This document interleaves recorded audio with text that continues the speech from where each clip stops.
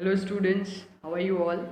I welcome you all for our session 1 of chapter 6 Effects of the British Rule in India. Now before I start with this session, I'm sure you all are watching your videos regularly and also taking important notes and also going through your revision worksheets, revision notes.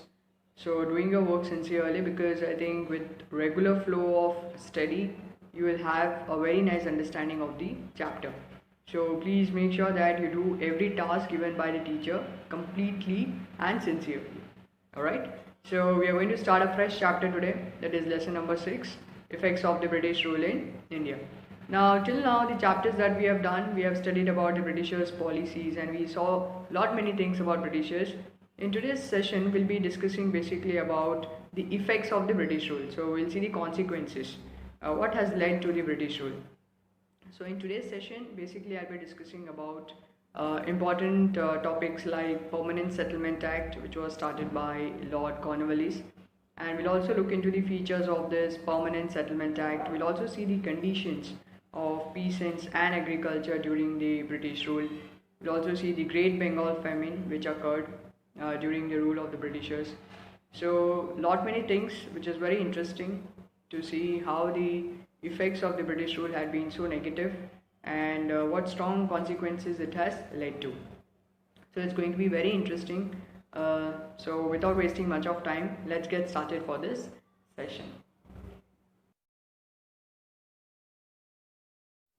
Now in this session I'll start with the main topic of the chapter, that is the conditions of peasants and agriculture during the British rule.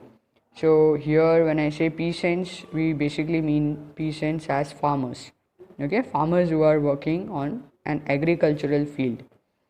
So the conditions of farmers deteriorated under the British rule because the British were only concerned with the revenues of the state.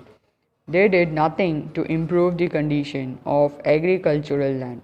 The government levied high taxes on land. The revenues were generally not reduced even during droughts, floods, etc.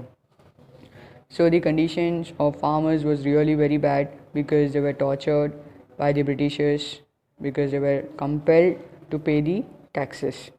Apart from that, the taxes that they were supposed to pay even during situation like droughts and floods, so they had no avenues of earnings. So in such a situation to pay taxes was very difficult. So Britishers did not pay any attention to their problems, rather they tortured them to pay the heavy taxes, and this led many farmers to even go to an extent of suicide. Now we'll be studying about an important act, the Permanent Settlement Act, which was started by Lord Cornwallis. The Permanent Settlement Act was brought into effect by the Governor General Lord Cornwallis in 1793. This was basically an agreement between the company and the zamindars to fix the land revenue. So this act was basically started by the Governor General Lord Cornwallis, and it was basically started to fix the land revenue. So this particular land revenue will not change. So in order to fix that, this particular act was started, and this was an agreement between the company and the zamindars. It was first enacted in Bengal, Bihar and Orissa. So zamindars were given the entire responsibility of collecting the revenue and to submit that in the company. So this act also was a very important act because somewhere it also helped the farmers with some relief, but yes, it was also an exploitation from the zamindars. Features of the Permanent Settlement Act. Now we'll understand what was the important features about this policy. Landlords or zamindars were recognized as the owners of the land. They were given hereditary rights of succession of the lands under them. So the landlords or zamindars were given the ownership over the land by the East India Company. The amount to be paid by the landlords was fixed. It was agreed that this would not increase in future. So the East India Company had given them the rights over land. Apart from that, the land revenue was also fixed. So that was something good which the farmers as well as the zamindars were happy about. So there will not be any changes in the land revenue. So it was fixed. So the farmers will have to pay the revenue to the landlords, and landlords will in turn pay it to the company. So later stages, landlords started torturing the farmers related to the taxes, and many landlords did not pay the appropriate amount to the company. So this many problems arise on the later stage, but comparatively this policy was better off because the land revenue was fixed. So farmers had to face a lot of problems on the later stage because of the landlords. Now moving towards the next topic, that is the Great Bengal Famine.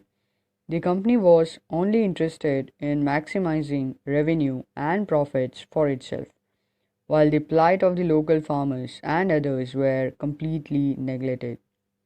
So company was interested in only earning money, and the problems and the issues that the farmers faced as per the money was totally ignored by the company. In 1769, there was a monsoon failure, followed by severe drought. Starvation deaths started by 1769, but the company officials ignored this situation. So the company was interested only in money. So even in a condition like monsoon failure, where the farmers could not earn anything, so even in such a situation, the company did not listen to their request, but forced them to pay the taxes. So most of them died because they did not have any money even to eat the food. So due to starvation, many people died. Now by 1770, the death count was increasing and almost 10 million people died due to starvation. So when they were not having any money, in spite of that, they were facing a lot of exploitation from the Britishers as to pay the taxes. So they'll had to, you know, sell the land, their jewelries in order to pay the taxes. And when they are left with no money, then they died with starvation. So this was such a critical situation, and we could see how Britishers were so involved in earning money that they could not see the conditions of the farmers. Now moving towards the last part of the session, that is ancient system of self-rule. The British system of administration destroyed our ancient system of self-rule. Before the arrival of the company, the Indian villages were self-reliant and prosperous. But under the company rule, they became dependent and poor. So the British system of administration did not want the villages to be little republics, but they wanted them to be ruled directly by the Britishers. So that's how self-rule got destroyed, and everything came under the direct control of the company rule. And that's how the villages which were prosperous now became dependent and poor, because now everything was in the hands of Britishers and they had to pay heavy taxes to the company. So that's how the charm and the glory of villages totally destroyed, and Britishers started gaining supreme power in India. Now coming towards the end of this session, I'm sure you all understood the chapter well. Now the task for home is to write down neatly the Permanent Settlement Act.